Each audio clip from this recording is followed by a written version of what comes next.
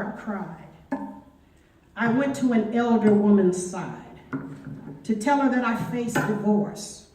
Miss Millie told me on her porch, go cry your eyes out on Belle Isle, the place we go to stay a while, to walk around and feel our grief amongst the rivers and rocks you weep. She talked to me as to a daughter. Put your feet in Belle Isle's water. Wash away the hurt and fears. Go out there and cry your tears. Her remedy, I came to know, was not just hers, but many sowed that seed from generations' woes, just dipped enough to wet the toes.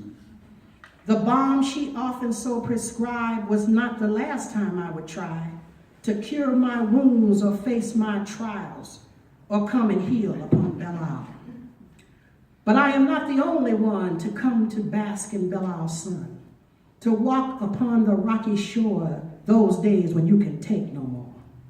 In times of ache or loss of job or episodes when life does rob, or crying about a new heartthrob, Belle Isle is where we go to sob. The history of the isle describes the Ottawas, Ojibwa tribes, a Anishinaabe people dwelled upon the land till they were felled. 'Twas later called the Isle of Hogs, to keep coyotes from the bog. The French and British fought to own the island for their kingdom's throne. But finally it was Detroit's. No far-off countries could exploit. Then Olmsted sketched it day till dark, designed it much like Central Park. For Belle Isle is a special place for many folks of diverse race.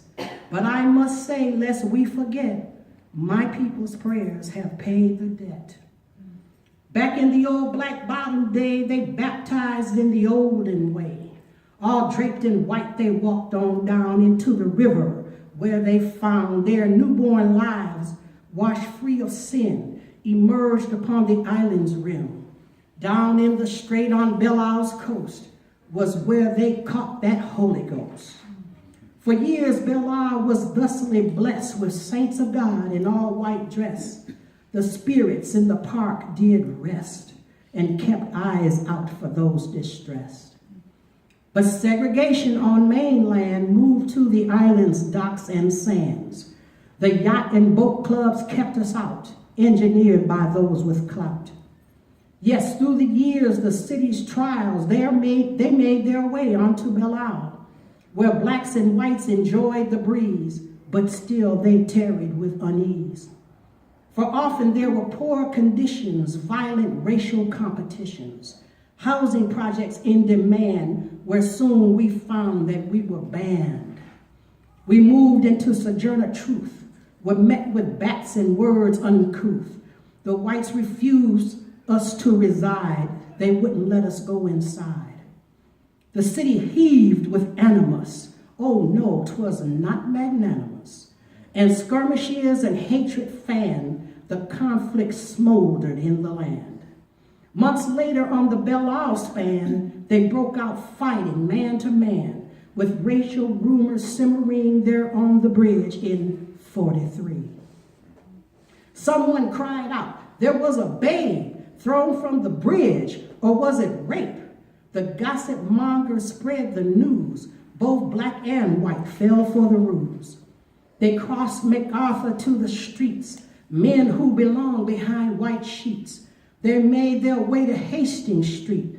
Their hate exploded in the heat. Inflamed Detroiters, black and white, erupted into racial fights. They beat us till so many bled that Woodward Avenue ran red. When it was done, were many dead. The number's 34 I've read. I'm making sure here that it's said, lest we forget those days of dread.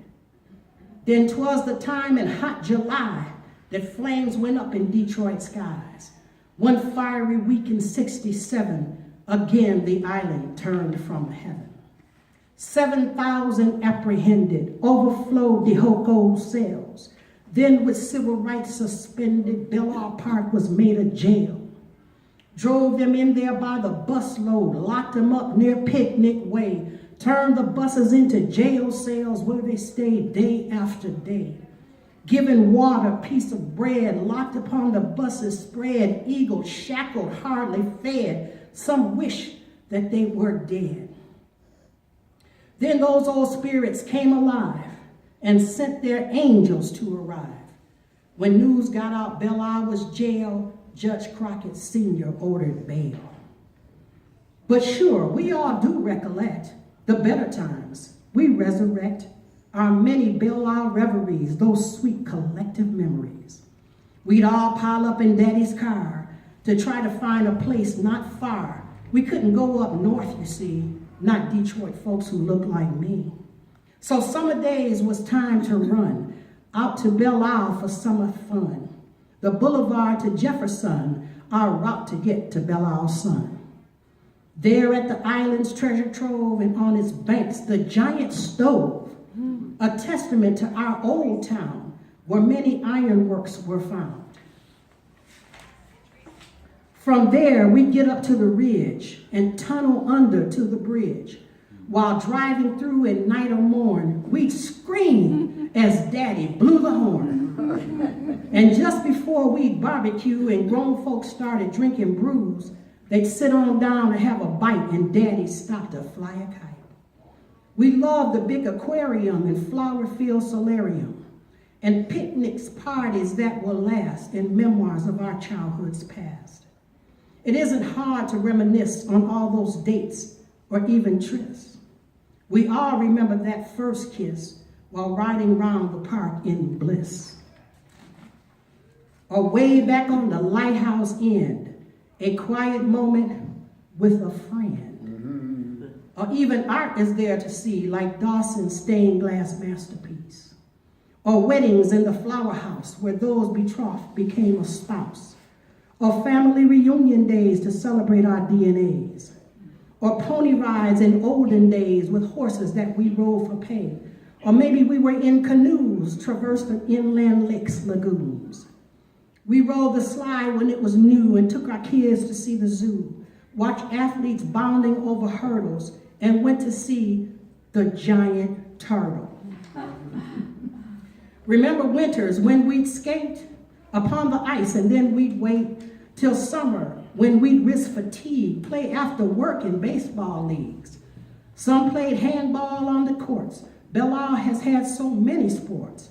The island was our special port, for we weren't welcome way up north. For during summers long and hot, Belle Isle's the only place we've got, especially those who cannot pay for leisure places far away. But years, no budget funds to spend, it wasn't hard to comprehend. While Belle Isle suffered lack of care, and many stopped their visits there. The island looked the worse for wear, forlorn tall grass was everywhere. Few lavatories, too much trash, folks thought it cool to Belle Isle bash. But it's not true what haters said, that Belle Isle was a hole of hell.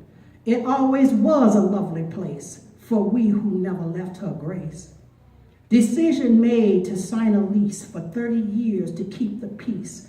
Upon the land and on the isle, the state and city reconcile. The deal was done to let the state take over, but right out the gate, came down so hard, you see the cops went overboard on traffic stops. Then not just scofflaws, many folks were scared away. It was no joke. For what they did was alienate and ran folks off, made some irate. They mixed up kids just having fun with knuckleheads out doing wrong. Guess they all look alike, you see. No difference was between them seen. And ran the black youth off the strip, though now it's fine for white kids. Hipster, beaches, blunts, and bacchanals were all okay, now black kids gone. Mud bashers were more welcome than the hip-hop dancing on the Strand.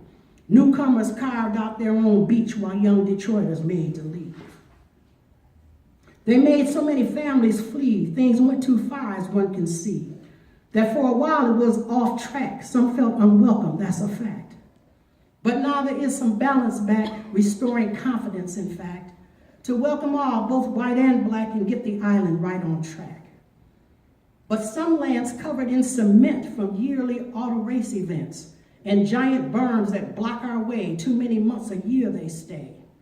And rumor has it there are those who want our island for their own, to turn into their private isle, not now, but in a future while. I say to them that if they should, oh, Holy Ghost will rise for good. Their spirits raise up from lagoons. You take your hands off our heirloom. And now new folks all dressed in white do gather there in early light, assemble during crepuscule and then immerse into the pool. Walking down into the waves, tradition since we were enslaved, ancestors honored in the surf who used to walk on Belle Isle's turf.